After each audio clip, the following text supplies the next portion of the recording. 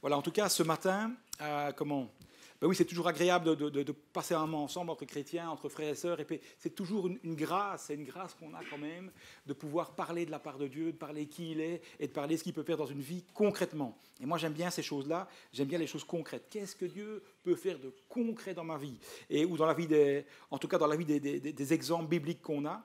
Et le titre de ce matin, c'est « Prie le Dieu de l'impossible ». Amen. Prie le Dieu de l'impossible. C'est ça qui est génial avec Dieu, c'est que c'est un Dieu de l'impossible. Il y a beaucoup de témoignages qui se passent à gauche et à droite, mais le Dieu qu'on sert, il est le Dieu de l'impossible. On peut le mettre au défi, c'est lui qui fait quelque chose qui nous dépasse. Et l'exemple que je vais prendre ce matin, c'est l'exemple d'une dame dans la Bible que j'aime beaucoup, c'est Anne, la maman de Samuel. Anne, elle m'impressionne. Anne, elle a vraiment vécu quelque chose d'impossible. On va lire ensemble le texte. C'est dans 1er livre de Samuel, le chapitre 1, les versets 1 à 21 ou 20. Donc Samuel 1. Il y avait un homme de Ramathaïm Tsophim, de la région montagneuse d'Éphraïm, nommé Elkana, fils de Jéroham, fils d'Éliou, fils de Tsou, fils de Tsouf, Éphratite. Ceux qui cherchent un prénom pour leurs enfants qui vont arriver. Il avait 2 femmes. Le nom de la première était Anne, et le nom de la seconde était Pénina. Pénina avait des enfants, mais Anne n'en avait pas. Chaque année, cet homme montait de sa ville à Silo pour se prosterner devant l'Éternel des armées et pour lui offrir des sacrifices. Là se trouvaient les 2 fils d'Élie, Ophni et Phinéas, prêtres du Seigneur. Le jour où Elkana offrait son sacrifice, il donnait des parts à sa femme, Pénina, ainsi qu'à tous ses fils et ses filles de celle-ci. Mais il donnait à Anne une part d'honneur car il aimait Anne, bien que le Seigneur l'eût rendue stérile. Il aimait Anne, bien que le Seigneur l'eût rendue stérile. Sa rivale, ne cessait de la contrarier parce que le Seigneur l'avait rendue stérile. D'année en année, il faisait ainsi. Et chaque fois que Anne montait à la maison de l'Éternel, Pénina la contrariait de la même manière. Alors elle pleurait et elle ne mangea pas. Elkana, son mari, lui dit « Mais Anne, pourquoi pleures-tu? Pourquoi ne manges-tu pas? Pourquoi ton cœur est-il triste? Est-ce que je ne vaux pas mieux pour toi que 10 fils ?» Après qu'ils eurent mangé et bu à Silo, Anne se leva. Élie le prêtre était assis sur son siège, près du montant de la porte du temple du Seigneur. Elle, amère, se mit à prier l'Éternel et à pleurer abondamment. Amère, elle se mit à prier et pleurer abondamment. Elle fit un vœu en disant « Seigneur des armées, si tu daignes regarder mon affliction, si tu te souviens de moi et ne m'oublies pas, si tu me donnes une descendance à moi qui suis ta servante, je le donnerai au Seigneur pour tous les jours de sa vie. Et le rasoir ne passera pas sur sa tête. » Comme sa prière se prolongeait devant le Seigneur, Élie observait sa bouche. Anne parlait dans son cœur, seules ses lèvres remuaient. Mais on n'entendait pas le son de sa voix. Élie pensa qu'elle était ivre. Il ne manquait plus que ça. Il lui dit « Jusqu'à quand resteras-tu ivre? Va cuver ton vin !» Anne répondit « Mais mon Seigneur, je ne suis pas une femme entêtée et je n'ai bu ni vin ni boisson alcoolisée. Je me répandais devant le Seigneur. Ne me prends pas, moi, ta servante, pour une femme sans morale, car c'est l'excès de ma douleur et de ma contrariété qui m'a fait parler jusqu'ici. » Élie répondit « Va en paix, et que le Dieu d'Israël te donne ce que tu lui as demandé. » Elle dit « Je suis ta servante, que je trouve grâce à tes yeux. » Puis elle repartit, elle mangea, et son visage ne fut plus le même. Ils se levèrent de bon matin, et après s'être prosternés devant le Seigneur, ils rentrèrent chez eux à Rama. Elkana eut des relations avec sa femme, Anne, et le Seigneur se souvient d'elle. Prie le Dieu de l'impossible. Elkana eut des relations avec sa femme, Anne, et le Seigneur se souvint d'elle. À la fin de l'année, elle était enceinte, elle mit au monde un fils qu'elle appela du nom de Samuel, car dit-elle, « C'est au Seigneur que je l'ai demandé. » Amen. Voilà une histoire. On passe souvent sur ces histoires-là, mais c'est des histoires importantes, c'est des choses, c'est nos pères spirituels, nos exemples qui ont vécu des choses incroyables, et ces choses-là, nous sommes encouragés à aussi les vivre concrètement dans nos vies aujourd'hui. Ce n'est pas toujours facile. La vie chrétienne n'est pas toujours facile. Le Seigneur est au contrôle de nos vies. Et alors, il y a des versets qui sont durs à dire des fois, style Romains 8, 28, « Toute chose concourt au bien de ceux qui aiment Dieu ». Des fois, tu te dis, mais là, je ne comprends pas à quoi ça sert. Toutes choses concourent au bien de ceux qui aiment Dieu. Et tu peux dire des fois, mais Seigneur, là, le contexte dans lequel je suis, ou ce qui m'arrive là, ou le fait que je perde mon travail, ou le fait d'avoir cette maladie, je ne comprends pas en quoi ça concourt à mon bien là, tout de suite, maintenant. Hein, sur le coup, tu te dis, ce verset-là, des fois, ils sont plus durs à digérer. Et pourtant, Dieu est aux commandes de nos vies. Dieu est aux commandes de nos vies. Et ici, la première chose que je veux dire, donc je rappelle le titre, « Prie le Dieu de l'impossible ». Et cette dame, Anne, il y a le contexte. Le contexte est important. Le contexte va nous montrer la profondeur de la souffrance de cette femme. S'il y a une femme qui souffre dans la Bible, c'est Anne, pour plusieurs raisons. C'est le contexte. Hein. Premièrement, eh bien, en hébreu, donc le problème de la stérilité. Hein, dans ces cultures agricoles, la stérilité est mal vue parce qu'un enfant, et surtout un homme, ça fait un peu de la main-d'œuvre, et puis c'est un peu comme une machine. Hein. C'est un tracteur, donc quand on n'a pas d'enfant, on ne sait pas bénir la famille. Et donc, premièrement, il y a le problème de la stérilité. En hébreu, la stérilité est toujours féminin. C'est toujours la faute de la femme. Comme dans tout le Proche-Orient ancien, hein, c'est culturel. Hein. Il n'y a pas longtemps qu'on a découvert que certains hommes sont aussi stériles. Hein. Voilà. C'est récent, hein. C'est vrai, hein, c'est récent, hein. C'est peut-être dans les dernières décennies. Voilà, des fois, la médecine, c'est chouette aussi. Donc, en tout cas, à l'époque, c'était uniquement la faute de la femme. Les croyances, il y avait des croyances à l'époque qui étaient terribles, que Dieu récompense les justes avec une descendance nombreuse. Si on le prend à l'envers, Dieu punit ceux, ou Dieu n'est pas avec ceux et celles qui n'ont pas d'enfants. C'est dur, hein.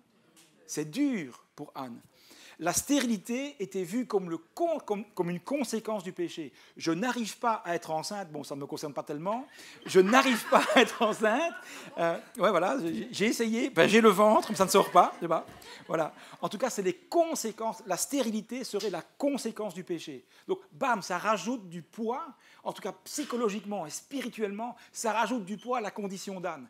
Elle se dit, en fait, je n'arrive pas à avoir un enfant, et en plus, c'est parce que les gens pensent que c'est parce que j'ai péché ou parce que mes aïeux ont péché et ça retombe sur moi, c'est comme une punition. C'est lourd à porter. Et ça continue, c'est pas fini.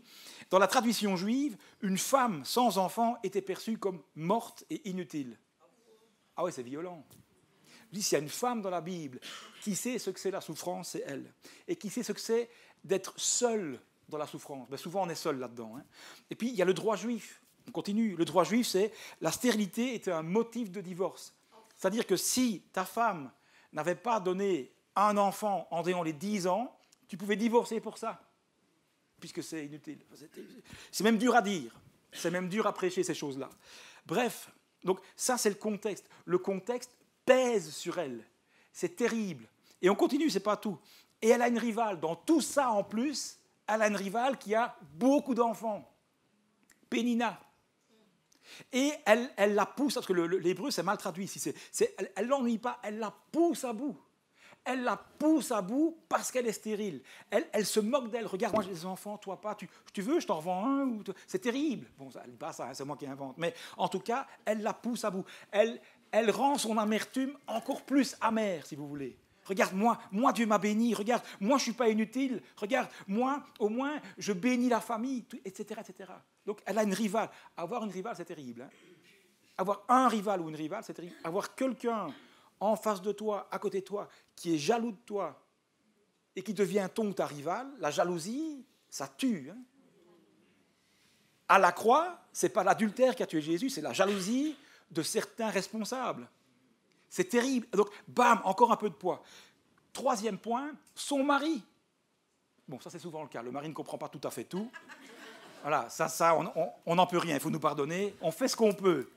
Voilà. Et donc, le mari lui dit, mais pourquoi tu es triste? Pourquoi ça ne va pas? Est-ce que je ne vaux pas, moi, plus que 10? Non. Ma femme me dit souvent, écoute, tu es lourd, mais tu ne fais pas le poids avec les enfants. Voilà. Oui, elle est sympa. Et donc, non, et là aussi, et ça rajoute quelque chose. Là où elle pourrait trouver du réconfort, mais son mari non plus n'arrive pas, et c'est normal, n'arrive pas à tout à fait tout percevoir. On continue. Elle va au temple. Cette dame, c'est une femme de prière. Hein. Anne, ce n'est pas n'importe qui. Elle le dit, hein, elle pria longuement. La prière, c'est comme un muscle. Tu ne peux pas te mettre lundi à prier 3 heures d'un coup. C'est compliqué. La prière, c'est vraiment quelque chose qui fait que si tu pries 1 heure par jour, 1 heure et demie par jour, ça veut dire que ça fait déjà un certain temps que tu fais ça. Et parce que la relation avec Dieu, ça se travaille. C'est pas comme ça que tu... Et ici, elle, on sent que c'est une femme de prière. Et alors que c'est une femme de prière qui est en train de chercher la face de Dieu, qui est en train de faire tout ce qui est biblique pour trouver quelque chose, elle va au temple. Dernier rempart, dernier refuge, elle va au temple, elle prie, elle se répand, elle est amère, elle prie avec tristesse.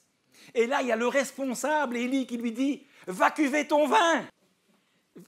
Elle est là, mais vas-y, mets-moi encore un coup. Je suis en train de prier, je suis en train de chercher la pensée de Dieu, je suis en train de je suis en train de demander à Dieu qu'il fasse quelque chose d'impossible dans ma vie, et tu dis que je suis alcoolique. Il manquait plus que celle-là. Boum. Et puis, dernier point, on ne va pas le faire, mais il faudrait relever toutes les fois qu'il est mis amertume, souffrance, tristesse. C'est des mots qui sont lourds, et c'est récurrent. Il faudrait s'arrêter là-dessus, mais je n'ai pas le temps. Mais en tout cas, son vocabulaire à Anne, c'est de l'abondance du cœur que la bouche parle. Son vocabulaire est un vocabulaire de grande tristesse, de grande solitude. Elle est à bout. Bref, si on a une qui peut dire « Seigneur, t'es où ?» Je viens de me répandre sur toi pendant longtemps, je viens de prier, j'ai même rien entendu. À part Élie qui dit que je suis une ivrogne. Donc là, elle peut sentir. Et en plus, je prie le Dieu Tout-Puissant, je prie le Dieu qui parle, je prie le Dieu qui est vivant. Et même lui, j'entends, il ne se passe rien quand elle prie. Quelle solitude! Vraiment, elle peut se dire, Dieu m'a abandonné, Dieu n'est pas avec moi. Elle peut me se dire, mais tu sais, ça me rend encore plus triste. Et quelque part, ce que je vais dire là, c'est très dur. Elle pourrait être un peu déçue de Dieu. C'est dur à dire ça. Mais si on est honnête, des fois, ça arrive aussi à nous, dans le coin de nos cœurs. Puis on demande pardon, mais l'espace d'une seconde, Seigneur, là, tu m'as un peu déçu. Je te le dis. Pardon, mais je te le dis. Peut-être plus douce. Mais ça peut arriver comme ça. On ne comprend pas tout, et parce qu'on ne comprend pas tout, on se dit, mais là, Seigneur, c'est un peu décevant, ce qui m'arrive. Elle en est là. Et elle se dit, Dieu m'a abandonné. Et pourtant, elle est à quelques centimètres, elle est à quelques versets d'un grand miracle. Alors que tout son contexte lui dit, Dieu n'est pas avec toi, il t'a abandonné, il t'aime pas, regarde, il n'écoute même pas tes prières. C'est sur elle que Dieu est en train de poser ses dieux, c'est sur elle que Dieu a un projet merveilleux. Dieu a un Samuel pour elle. Waouh! Dieu a un Samuel. Samuel, c'est celui qui va mettre les rois sur... il va oindre les rois. Quel ministère, Samuel? Waouh! Dites-moi un peu le prénom des enfants de Pénina. C'est à 2 doigts, et souvent c'est comme ça. Quand on va rentrer dans une bénédiction, juste avant, c'est compliqué. Le diable fait tout pour qu'on arrête. Le diable fait tout pour qu'on dise, tu sais quoi, c'est vrai, je suis une ivrogne, je vais aller cuver mon vin à la maison, voilà. Oh, pardon. Non, c'est pas haut. Bon, je suis belge, j'ai mes limites. Et c'est là, Satan nous pousse souvent, juste avant une belle grande bénédiction, à arrêter. Et c'est là, et il faut le dire, il est malin, dans le sens, il est intelligent dans le mal. Il sait pas le futur, mais il sent l'oignon. C'est mon pasteur qui me disait ça, mon pasteur, quand j'étais en stage comme toi, il disait, Satan, il sait pas le futur, mais il sent l'oignon. Il sent que là, il y a une bénédiction, il va tout faire pour te faire rater la bénédiction. Vous savez, le péché, c'est quoi? Péché, étymologiquement, c'est rater la cible. Il fait tout pour que tu pêches, pour que tu rates la cible, pour que tu rates la bénédiction. Donc, mon frère, ma sœur, si ton contexte est en train de te dire que Dieu t'a abandonné, ouvre tes oreilles, il y a peut-être quelque chose qui va se passer. Le Dieu de l'impossible est certainement en train de faire quelque chose pour toi. Amen. Amen. Et c'est ce qui se passe. Pourtant, avec tout ça, Dieu était avec Anne plus que n'importe qui d'autre. C'est magnifique. Dieu était avec elle. Et quand on voit Anne, on se dit, mais pourtant c'est bizarre qu'elle passe par ça, qu'elle passe par le doute, qu'elle passe par la tristesse, parce que Anne, elle porte du fruit. C'est mon deuxième point, la tristesse, le contexte, deuxième point, elle porte du fruit. Cette dame, c'est un exemple de leadership. Mais vous pouvez y aller, dans des difficultés comme ça. Et c'est quoi ces fruits? Donc, elle porte des fruits sans résultat. C'est frappant. Les fruits, c'est quoi? Elle a une vision, elle a un projet, elle a un rêve avec Dieu, appelle ça comme tu veux. Elle a un rêve, moi j'aime bien rêver, parce qu'avec Dieu on peut rêver. Elle a un rêve, elle a un projet, elle a une vision avec Dieu. Ce qu'elle veut, c'est un Samuel. Et elle fait tout pour avoir son Samuel. Elle fait tout pour que sa vision arrive à terme. Et cette vision, ça la transcende. C'est cette vision qui fait qu'elle va au temple. C'est cette vision qui l'aide à persévérer. C'est cette vision qui fait qu'elle pense, elle croit que Dieu est capable. Et elle va tout faire. C'est cette vision qui la fait bouger, qui la fait aller en avant. Et pourtant, c'est un contexte difficile. Quel exemple? C'est facile d'avoir une vision quand tout va bien. On a 75 millions sur le compte bancaire. On va faire un nouveau bâtiment. J'ai une vision. Elle me transcende, elle me porte. Non, il faut croire que quand tu n'as pas assez, ça va aller. C'est ça qui est dur. Et c'est porter quand tu n'as pas toutes les informations que tu portes parce que tu crois que tu es dans le plan de Dieu et que Dieu est là et que Dieu va agir en son temps. Amen.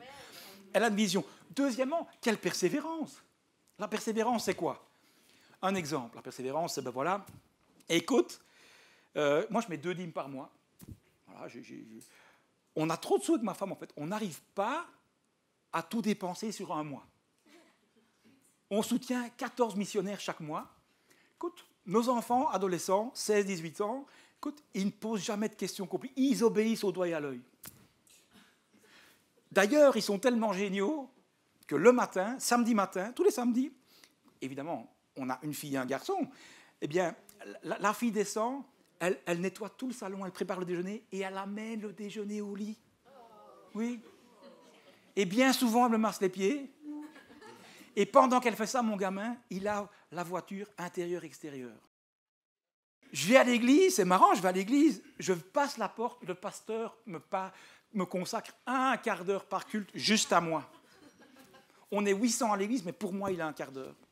Et chaque fois qu'il me dit un verset, il dit, tiens, j'ai pensé à ça cette semaine, j'ai un verset pour toi. Et justement, c'est le verset que j'ai reçu aussi. Et donc, je persévère. Je continue à croire que Dieu est capable dans ma vie. Ça, c'est la jouissance. La persévérance, c'est... Écoute, la fin du mois, pour nous, elle commence le 3. À partir du 3, c'est compliqué. Mes adolescents, je ne sais même pas où ils trouvent les questions qu'ils me posent. Moi-même, je n'ai jamais pensé à ça. Ils sont sur leur écran 26 heures par jour, je n'arrive pas à les décoller. Mais c'est plus la réalité, ça, hein, etc., etc. Et des fois, au culte, je passe, ça fait 3 cultes, le pasteur n'a pas eu le temps de me saluer. Oh, c'est compliqué, machin, l'église, oh, Dieu ne répond plus à mes prières, c'est compliqué. Mais je continue à persévérer. Je continue à croire que Dieu est avec moi. Je continue à croire qu'après la tempête, il y aura du meilleur temps, etc., etc. C'est ça la persévérance. C'est quand rien ne va comme je veux, je continue à croire que Dieu est aux commandes de ma vie. Amen. Et elle a ça. Je vous rappelle tout le poids. Anne, elle avait des poids, vraiment des poids sur elle, des sacs qui sont lourds. Ah, Dieu m'a abandonné. Et elle continue. Elle continue. Quel exemple? Vous voyez, elle porte du fruit et pourtant, il n'y a pas de résultat. Ça me frappe. Continue, c'est pas tout. Quelle femme de prière. Je reviens à ça. Quelle femme de prière. Il y a une dame qui prêchait une fois, une prédicatrice américaine, donc je vais le dire en anglais, je suis désolé, et elle a un super exemple sur la prière. Elle dit, prier, c'est, alors c'est en anglais, je vais le dire comme ça, c'est push. Pray until something happens. Alors je ne sais pas le dire en français. C'est prie jusqu'au moment où quelque chose se passe. Amen. Il y a un truc dans la prière. Et des fois, quand la prière traîne, il y a le diable qui dit, regarde ton voisin. Païen. Il prie pas, il va plus que toi en vacances. Sa voiture est mieux que la tienne. Son couple va mieux, sa femme, elle cuisine mieux que la tienne. Non, ça, il ne faut pas dire. Non, ça, je ne peux pas dire, pardon. Faut pas dire. Et lui, il ne prie pas. Ou regarde dans l'église, là, le gars. Il est chrétien à mi-temps. Il est plus béni que toi. Toi, tu es sanctifié, tu fais ce qu'il faut, et tu as... C'est quoi ça? Et ça, c'est vraiment une attaque très percutante du diable. Il fait tout pour qu'on arrête de prier parce qu'il sait que quand tu pries, quelque chose se passe. Amen. Et donc, évidemment, puisqu'il sait ça, qu'est-ce qu'il va dire? Il va tout faire pour que tu arrêtes. Mon frère, ma sœur, je t'encourage à Pray until something happens. Prie jusqu'au moment où quelque chose se passe. Parce que c'est là qu'il se passe quelque chose. C'est dans la prière, c'est le genou à terre, c'est dans le jeûne et la prière que quelque chose... Comme Anne. Anne, elle a continué. Waouh, quel leader! Donc encore du fruit. C'est une femme de prière. Alléluia. Alléluia. Et puis, évidemment, il y a un temps dangereux, c'est entre le temps de l'accomplissement et l'accomplissement, il y a ce temps-là. C'est le temps des bêtises. C'est le temps où tu vas te dire, écoute, Dieu traîne, ça m'ennuie, je vais faire moi-même. Je vais aller voir Agar, si vous voyez ce que je veux dire, de qui je parle. Et c'est le temps où tu demandes la bénédiction, où elle arrive, reste connecté. Reste comme Anne, elle n'a pas été voir à gauche, elle n'a pas été voir à droite, elle n'a pas cherché une solution humaine. Elle a continué à croire, non, Dieu est là. Elle a cette foi. Moi, ça m'impressionne. La foi, cette petite dame, la foi dans les difficultés. Elle est restée, elle a continué à croire. Ce n'est pas juste une foi théorique, c'est une foi. Non, j'ai demandé, je reste connecté, je connais Dieu, je sais qu'il est capable, j'y vais. Amen. Waouh. Etc., etc. Et puis Anne, ça c'est Dieu qui fait exprès, alors qu'elle porte déjà du fruit, en fait c'est ça, il y a des fois, alors qu'on porte déjà du fruit, vous savez, Dieu est un bon jardinier. Et comme il sait tout, il est omniscient, etc., en bon jardinier, il sait exactement où couper l'arbre pour qu'il porte encore plus de fruits. Amen. Il sait 4 graves. Il sait 4 graves. Et il sait exactement où couper, comment incliner et à quel moment, à quelle saison le faire pour que dans la nouvelle saison qui arrive, tu portes encore plus de fruits, exactement comme Anne. Anne portait déjà du fruit, malgré le fait que son contexte puisse dire avec les yeux humains, ben Dieu n'est pas avec elle. Eh bien, par où elle passe, elle va sortir de sa zone de confort. Le confort n'est jamais bon. Le succès, on n'apprend rien dans le succès. Demandez aux gens successful, on n'apprend rien. Le succès, c'est dangereux même, parce que ça fait faire des bêtises. Mais c'est dans l'insuccès, c'est dans l'inconfort, c'est dans les déserts. C'est là qu'on apprend à gérer le succès. Amen. C'est là qu'il se passe. C'est là que Dieu nous prépare. Et Anne, ici, Dieu l'a fait sortir de confort. Elle va vraiment sortir, elle doit aller au temple, elle doit prier, elle doit vraiment être perturbée pour rentrer dans une zone encore meilleure. Waouh, quelle femme de Dieu. Quelle femme de Dieu. Incroyable. Incroyable. Et j'arrive doucement à la fin, je ne sais pas quelle heure il est. Doucement à la fin. Et c'est là que j'arrive ici. Et pourtant, à un moment, elle fait sa part. Il y a un moment, il faut faire sa part. Et sa part à elle, bon, il y a pire. Elle a des relations avec son mari. Elle fait ce qu'il faut. Parce qu'à un moment, la foi, ça demande aussi de l'action, à un moment donné. Et là, elle fait ce qu'il faut, et paf, Dieu se souvient d'elle. Et elle est enceinte. La stérile devient enceinte. Prie le Dieu de l'impossible. Amen. Elle devient enceinte, et elle met au monde un Samuel. Alléluia. Et donc, qu'est-ce que ça veut dire? C'est devenu... Qu'est-ce que le fait qu'est-ce que cette sortie de zone de confort a créé chez elle? Ou, le dire autrement, alors qu'on pensait au début que Dieu n'était pas avec elle, que Dieu l'a abandonnée, elle était triste, elle était seule, elle se demandait, mais Dieu était où dans ma vie? Eh bien, Dieu était là, et alors que Samuel naît, elle voit l'action de Dieu. Wow, je suis enceinte. Moi, la stérile, je suis enceinte. Waouh! Et puis, Samuel arrive, et qu'est-ce que ça veut dire? Ça veut dire que Dieu... Alors, je vais dire autrement, alors que je vais te montrer qu'elle portait déjà beaucoup de fruits, eh bien maintenant, elle portera encore davantage de fruits, c'est-à-dire qu'elle va connaître Dieu. Elle connaît Dieu théoriquement, maintenant elle va connaître Dieu pratiquement. Elle sait que, waouh, Dieu est capable, quand elle va prêcher, elle va te dire, moi j'étais stérile, ça n'allait pas, et puis on a prié Dieu, j'ai fait ça, Dieu a agi, et puis j'ai accouché. Elle va te dire, le Dieu que je sers, c'est vraiment le Dieu de l'impossible. Amen. Parce qu'elle a vécu un truc. Deuxième chose, elle va avoir une connaissance de Dieu énorme. En hébreu, connaître, c'est yada, c'est connaître dans l'intimité. Elle va connaître Dieu dans l'intimité. Là, elle va pouvoir te dire, écoute, par où tu passes, c'est dur, tu es triste, tu te sens abandonné, mais ne te tracasse pas. Dieu est en train de faire quelque chose. Accroche-toi. Ça va être une encourageuse parce qu'elle sait, elle connaît Dieu. Donc, ça l'augmente. Quand elle va prier... quand elle va imposer les mains, mais c'est une prière de foi. Seigneur, toi qui m'as rendu, qui m'as déstérilisé, bénis pas. Elle sait que c'est possible. Ça crée quelque chose. Elle va déterminer. Elle va proclamer autrement. Son ministère va grandir. Son influence va grandir. Son discernement va grandir. Bref, son leadership va grandir. Alors qu'elle portait déjà beaucoup de fruits, cette épreuve qui semblait dégoûtante, en fait, c'est Dieu qui est en train de lui accorder encore plus de fruits. Alléluia. Amen. Alléluia. Et lui montrer surtout que c'est Dieu de l'impossible. Ce que je veux dire ce soir, c'est que le Dieu de Anne, c'est aussi notre Dieu. Ce matin, pardon. Pleure un petit café, s'il vous plaît. Ce que je veux dire, et c'est ça qu'il faut retenir ce matin. S'il y a juste une phrase à retenir, c'est le Dieu qui a rendu la situation impossible à Anne possible, c'est aussi le tien. C'est aussi le mien. Nous croyons en ce Dieu de l'impossible. Dieu guérit, Dieu fait encore des miracles aujourd'hui. Amen. Dieu fait... Moi, je crois ça. Parce que ou ce qu'on lit, ce n'est pas juste, ou c'est juste et c'est vrai. Amen. Donc, attendons-nous, bien, amen, hein, attendons-nous à voir Dieu aussi. Et proclamons aussi un Dieu vivant. Et quand on passe par des problèmes, des difficultés, ou même on se dit, mais Seigneur, là, tu me déçois. Il est en train de te faire porter encore plus de fruits. Au moment où tu vas comprendre ça, peut-être dans 5 ans, dans 10 ans, dans 3 mois, tu vas dire, ah, j'ai compris maintenant. Alors là, tu vas dans le petit coin, tu dis, Seigneur, l'autre jour, j'ai dit que tu m'as déçu, mais c'est pas vrai finalement, je suis bien content. Dieu ne déçoit pas. Dieu nous prépare. Ce qu'il faut, c'est rester connecté et s'attendre à lui. Bref, en fait, d'une femme qui pensait être abandonnée, en fait, c'est elle que Dieu aime. C'est avec elle que Dieu est.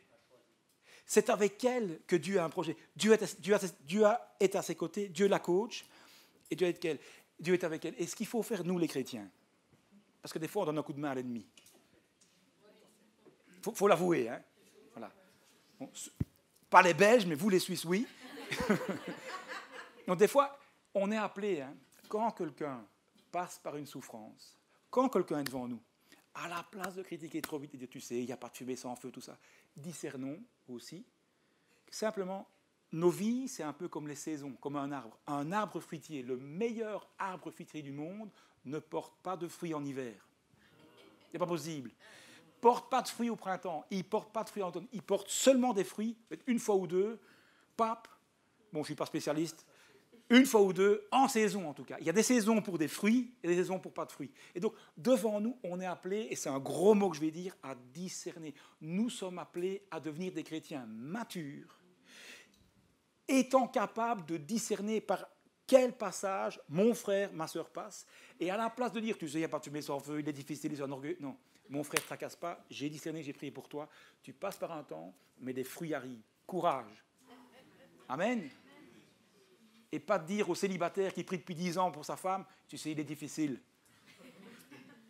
Moi, quand j'ai commencé à prier pour ma femme, j'avais, je suis converti quand moi, à 19 ans. Et à 19 ans et quelques mois, après la conversion, j'ai dit à Dieu, je suis prêt, envoie ma femme. Le problème, c'est qu'elle avait 10 ans de moins que moi, c'est pas possible. Donc j'ai dû attendre, et c'est quand elle a eu 18 ans que je dis, oh, Dieu est sympa. Le plus vite possible, il m'a fait connaître ma femme, à 18 ans. Avant, je ne pouvais pas. Hein? Donc voilà. Et je ne suis pas difficile. C'est que le ministère, il faut trouver la femme qui va avec. Amen. Et puis bon, il y a des choses qui vont arriver. Et peut-être pour équilibrer, évidemment qu'il y a des accidents possibles dans la vie. L'échec est normal aussi. Ce n'est pas parce qu'on prie Dieu de l'impossible qu'il va répondre à toutes nos prières. Amen. Moi, j'ai 2 exemples pour équilibrer un peu l'affaire. Les 2 exemples, le premier, c'est j'ai un couple d'amis, ils ont un ministère où ils bougent beaucoup. Ils sont tout le temps les 2 sont tout le temps en chemin. Et bon, maintenant, ils ont, je pense, passé la 50aine et ils n'ont pas pu avoir d'enfants. On a prié pour eux, on a imposé les miens, on a imposé les pieds, on a tout imposé. Pas possible. On a eu la foi, eu des paroles prophétiques, tout ça. Ils n'ont pas...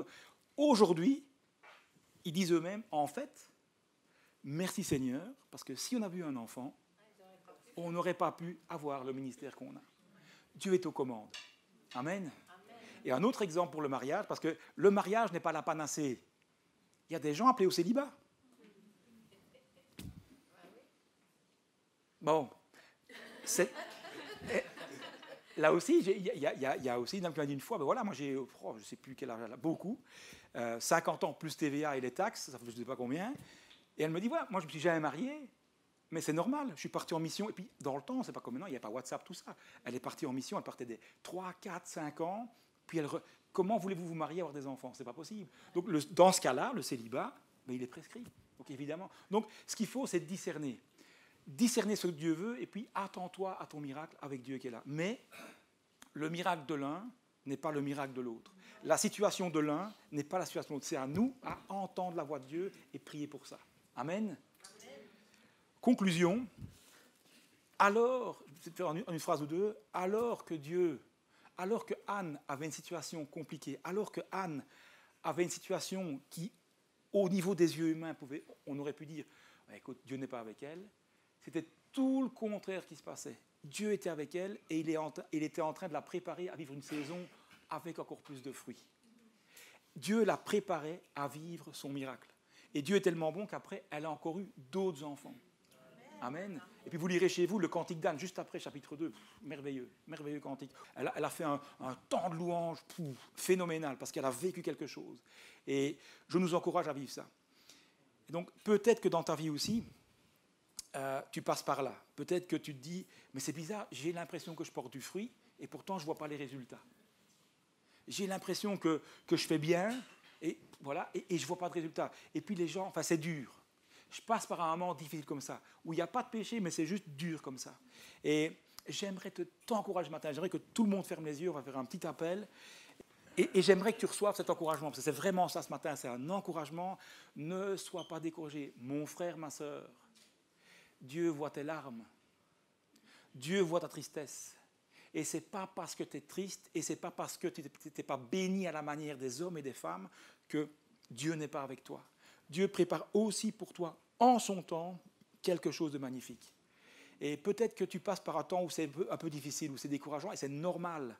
Eh bien moi, j'aimerais dire que Dieu t'envoie quelqu'un de Belgique qui a dû prendre l'avion venir juste pour prier pour toi. Ça, c'est parce que Dieu t'aime beaucoup. Alors si tu es là ce matin et que tu as besoin d'un temps de prière, eh bien, lève-toi où tu es. N'aie pas peur. Et j'aimerais que tu passes par un temps où Dieu te dit, sois béni mon frère, soyez béni. Il y a plusieurs qui se lèvent. Et on va prendre ce temps de prière. Alors je laisse les gens se lever, on va prendre ce temps de prière. Est-ce que je peux vous demander de venir devant? Ça se fait? Vous n'êtes pas trop... Après, on va prier, c'est mieux qu'on est tous ensemble qu'ici devant.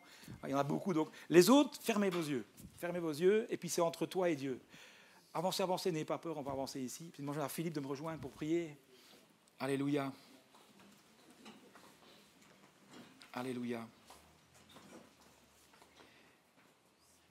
On va prier avec la foi, on va croire que Dieu, il sait. Amen, Dieu sait. Et il y a quelques paroles qui me viennent comme ça, prenez pour qui il sait. Il y en a ici il y avait, je pense, une femme qui était une femme de prière, et elle a un petit peu mis la prière de côté parce qu'elle n'a pas vu la réalisation. Et Dieu te dit ce matin, continue, reprends le flambeau. Je ne t'ai pas oublié, je suis à tes côtés. Rallume le feu de la prière. Rallume le feu de la prière, alléluia. Alléluia. Il y a d'autres personnes devant aussi qui ont des blessures. C'est comme s'il y avait... Je vois cette image d'une biche sur le bord du chemin qui a été comme renversée par une voiture et elle ne sait plus marcher. Et c'est comme si c'est arrivé, tu es là, tu es blessé sur le côté. Et Dieu te dit, je ne t'ai pas abandonné. Je suis avec toi. En fait, je suis en train de te guérir. Je suis en train d'essuyer les larmes de tes yeux pour que toi-même, tu deviennes une essuyeuse de larmes de gens qui pleurent dans le futur. Alléluia. Alléluia. Oh Seigneur, je te prie pour mon frère, ma sœur, Seigneur. Je te prie pour mes frères et sœurs qui sont avancés, Seigneur. Je te demande de les bénir, Seigneur. Je te demande que ce Dieu de l'impossible que Anne a vécu, je te demande que mon frère, que ma sœur puissent expérimenter ça, Seigneur. Je te prie que tu leur dises ce matin, je suis avec toi, même si ça ne va pas. Et en fait, j'utilise cette situation pour te bénir. Attends-toi à du fruit dans ta vie. Oh Seigneur, attends, je t'aime ma fille, je t'aime mon fils, je ne t'ai pas abandonné. Ne crois pas les mensonges du diable qui disent que je ne suis pas avec toi. Je suis avec toi et j'ai quelque chose pour toi. Juste sois patient, continue à persévérer. Seigneur, je te prie pour la persévérance chez mon frère, la persévérance chez ma sœur. Je te prie pour qu'il puisse y avoir des témoignages dans les mois, dans les années qui viennent, Seigneur, que tu as fait des grandes choses dans la vie de mon frère, dans la vie de ma sœur, Seigneur. Agis puissamment, que nous puissions sortir ici encouragés, Seigneur. que nous ranime vraiment ce don de la foi dans mon frère, dans ma sœur, Seigneur. Saint-Esprit de Dieu, je te prie pour que tu tombes maintenant sur chacun de nous, Seigneur. Touche, bénis, Seigneur, dans le nom de Jésus, Seigneur, que nous puissions sortir encouragés. Seigneur, merci pour ta grâce, merci pour ta pensée, merci, Seigneur, parce que tu prends soin de nous. Et peut-être quelqu'un se dit, mais moi, je voulais une parole prophétique pour moi ce soir. Je voulais une parole prophétique pour moi ce matin. Je voulais vraiment que quelqu'un me dise, voilà, il cite mon prénom et il me dise, voilà, ça ne va pas, je suis avec toi. Dieu est en train de te le dire. Amen. Il faut aussi voir Dieu là où il est. Il faut entendre Dieu là où il est. Tu veux que Dieu te parle comme ça, mais Dieu parle autrement. Il a ses moyens. Accepte. Seigneur Jésus, sois béni, sois loué. Puis je te prie spécialement pour ce bâtiment, Seigneur, que tu puisses faire entrer l'Église dans cette nouvelle dimension, Seigneur, dans le nom de Jésus-Christ. Papa, je t'ai prié parce que tu es Dieu de l'impossible. Je crois à l'impossible. Dans le nom de Jésus, Papa. Amen. Que Dieu vous bénisse.